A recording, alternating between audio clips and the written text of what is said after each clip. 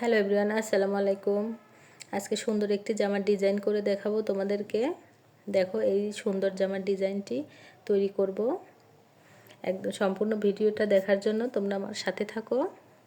এই যে প্রথমে আমি জামাটা কেটে নিয়েছি, এখন শুধু তোমাদেরকে গলাটা কিভাবে কাটবো সেই মাপটা দেখিয়ে দিচ্ছি।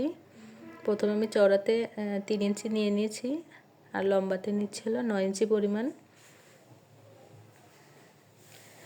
এটা ভি গলা হবে, কোনো রাউন্ড শেপ দেওয়া যাবে না, একদম সোজা ভি দিতে হবে। এই দেখো আমি যেভাবে দিয়ে দিচ্ছি ঠিক এমনভাবেই দিতে হবে, তাহলে গলাটা দেখতে অনেক সুন্দর লাগবে। আমার ড্রয়িং করা হয়ে গেছে, এবার আমি সেই অনুসারে কেটে নেব।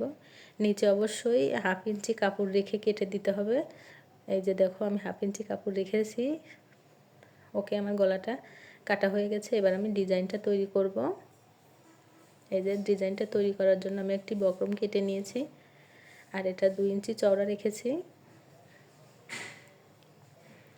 তার সাথে আমি একটি ডিজাইনও কেটে নিয়েছি। এই ডিজাইনটি দিয়ে সম্পূর্ণটি আমি এঁকে নেব কলম দিয়ে, তাহলে সম্পূর্ণ ডিজাইনটা একই মাপের হবে, ছোট বড় হওয়ার কোনো সম্ভাবনা থাকবে না। দেখো ঠিক একইভাবে এই যে পুরো ডিজাইনটা আমি এঁকে নিয়েছি। এখন এটাকে আমি ডাবল ভাঁজ করে নিব। তোমরা চাইলে এটাকে পিন আপ করে নিতে পারো। আমি ডাবল ভাঁজ করে নিয়ে এটাকে এবার একই মাপে যেভাবে কলম দিয়ে দাগ দিয়ে নিয়েছি সেই দাগ অনুসারে কেটে নিব সুন্দর করে।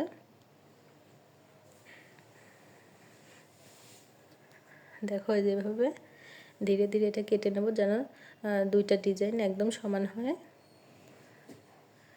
ওকে, যে কেটে নেওয়ার পরে ডিজাইনটা এমন দেখাচ্ছে।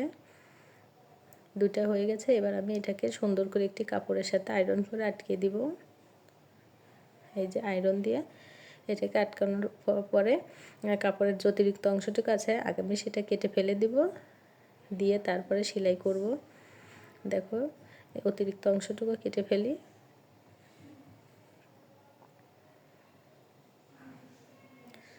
আচ্ছা ঠিক আছে, এবার আমরা সুন্দর করে একদম আস্তে ধীরে সেলাই করব। এটা করতে একটু সময় লাগবে, তোমরা ধীরে ধীরে এটা সময় নিয়ে করতে হবে।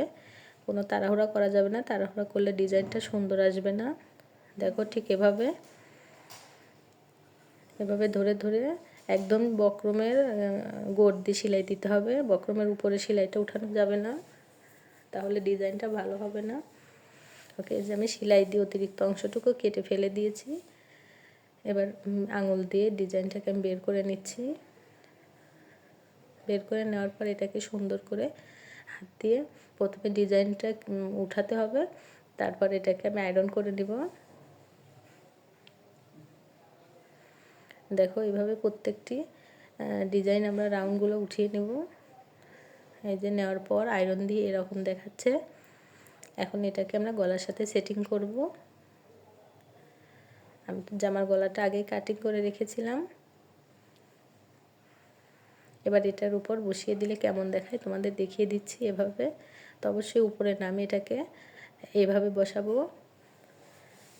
এভাবে বসিয়ে দিয়ে জামাটা উল্টে দিলে ডিজাইনটা সুন্দর দেখাবে।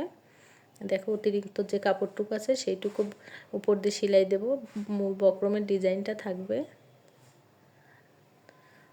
এভাবে সম্পূর্ণ গলাটা এই পাশ একবার আর ওই পাশে আর একবার, এভাবে দুই পাশটাই আমরা সুন্দর মতো সেলাই দিয়ে আটকে দেব।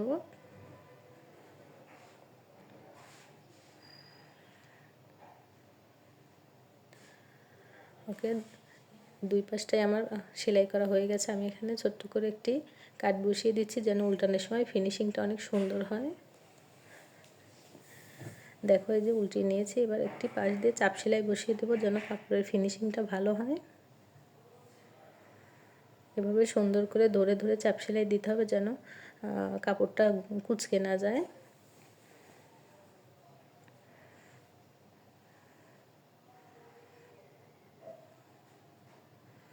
যেভাবে সেলাই দিয়ে আমার সেলাইটা কমপ্লিট হয়ে গেল। দেখো ফাইনাল লুকটা এরকম হয়েছে বন্ধুরা। তোমরা বাসায়